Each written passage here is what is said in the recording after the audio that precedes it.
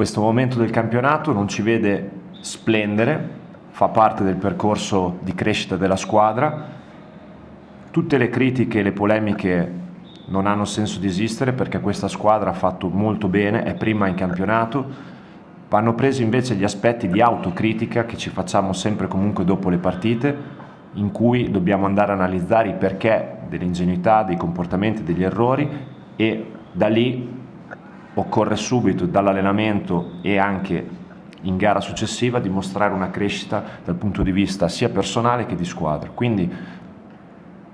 io faccio comunque sempre i complimenti ai ragazzi, perché è una squadra che è cresciuta, è una squadra che è prima in classifica, al pari di una corazzata come Carrecchio Pano e di una ottima squadra come Villorba, che ripeto in questo momento secondo me è la realtà migliore a questo punto della stagione della Serie B.